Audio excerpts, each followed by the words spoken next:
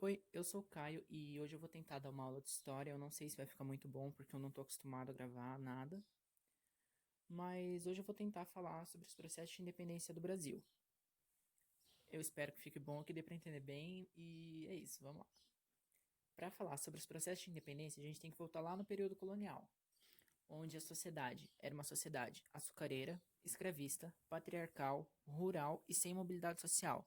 A capital do Brasil na época era Salvador. E o que é esse sem mobilidade social, com mobilidade social que a gente vai ver daqui a pouco? É, por exemplo, sem mobilidade social. Eu nasci pobre, eu não posso enriquecer, eu vou morrer pobre. Não tem como eu subir de classe. E depois de um tempo de Brasil, isso vai passar para uma sociedade agora comércio mais urbana, mineradora, ainda é patriarcal escravista, só que agora tem uma possível mobilidade social, porque por ela ser uma sociedade mineradora, você pode minerar o seu ouro, enriquecer e ter o seu dinheiro e subir de classe. E a capital do país passou a ser o Rio de Janeiro. Agora a gente tem que ver os movimentos emancipacionistas que foram tentativas de independência que fracassaram. Já dá para falar que eles fracassaram, mas é isso. Os dois que a gente vai ver agora é a Inconfidência Mineira e a Conjuração Baiana. A Inconfidência Mineira se deu devido a um imposto que a coroa portuguesa tinha na época, que era a derrama, que dizia que um quinto de todo o seu ouro ia para a coroa portuguesa. E a elite mineradora não estava nem um pouco feliz com isso. Eles resolveram se revoltar contra a coroa, tomar o poder e declarar a independência. Eles foram delatados e falharam. E essa é a época do Tiradentes, que o Tiradentes morre, que ele estava no meio do grupo do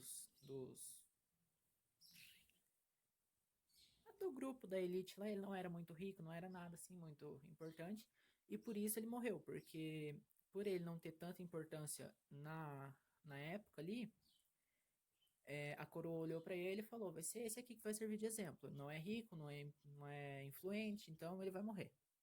Aí mataram um coitado. E agora o próximo, né, a Conjuração Baiana. A Conjuração Baiana aconteceu mais ou menos aí um século depois da mudança da capital de Salvador para o Rio de Janeiro. E ela aconteceu porque depois que mudou a capital, né, mudou toda a economia do Brasil, o Nordeste acabou ficando meio abandonado, não tinha investimento, tava abandonado lá. E eles não estavam bem com isso, né? Tava passando fome, tava tudo lá, tava ruim.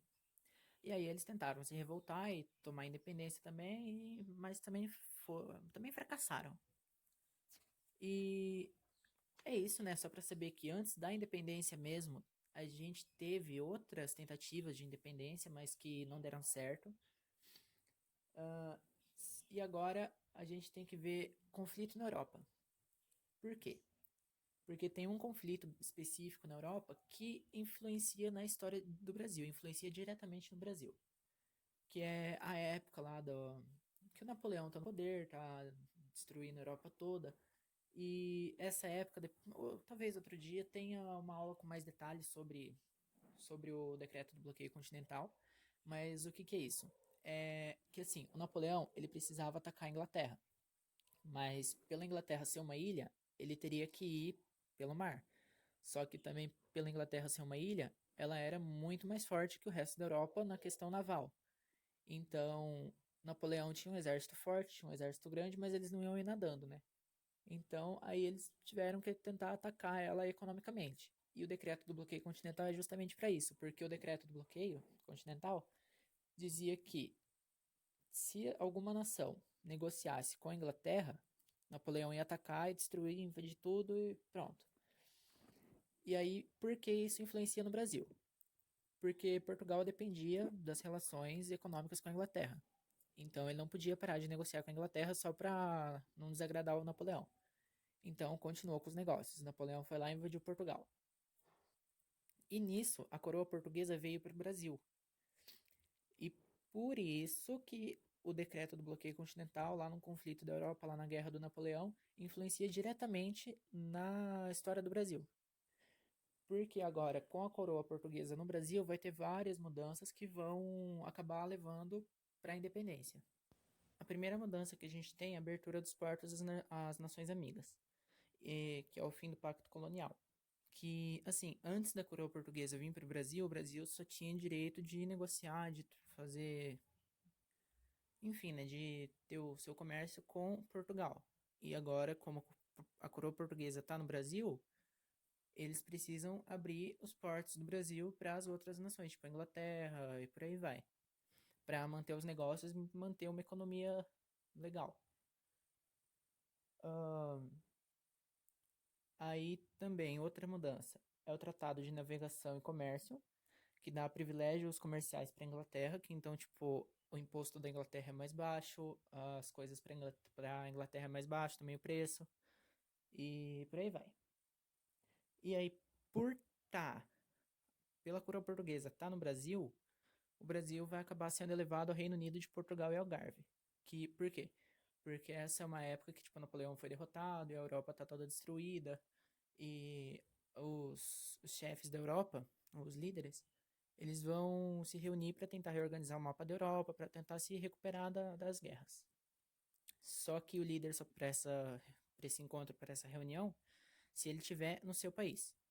E como o rei de Portugal estava no Brasil, ele precisou elevar o Brasil, né, tirar de colônia, precisou tirar o Brasil de colônia e colocar em Reino Unido, porque aí seria parte de Portugal também. Então, basicamente, o Brasil virou Portugal. E aí ele podia mandar alguém responsável por ele. E é isso. E aí, depois de um tempo, teve a Revolução Liberal do Porto, onde o Dom João volta para Portugal. E aí o Dom Pedro fica como príncipe regente no Brasil. E, nesse tempo que o Dom Pedro está como príncipe regente, tem uma aproximação dele com a elite brasileira. E aí vai dar todo o processo de independência principal.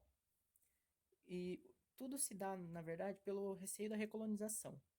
Que assim, a elite portuguesa estava pressionando o Dom João a rebaixar o Brasil para colônia de novo, e a elite brasileira estava pressionando o Dom Pedro a não deixar o pai dele rebaixar o Brasil. E aí foi, né? Tá essa briga dos dois. Aí o Dom João manda uma carta exigindo a volta de Dom Pedro para Portugal. Ele manda outra carta falando que não vai e que agora o Brasil é independente. É assim, não tem nada de grito no Ipiranga, não sei o que independência ou morte. É só uma carta que ele fala, não vou. E agora o Brasil é livre. É isso.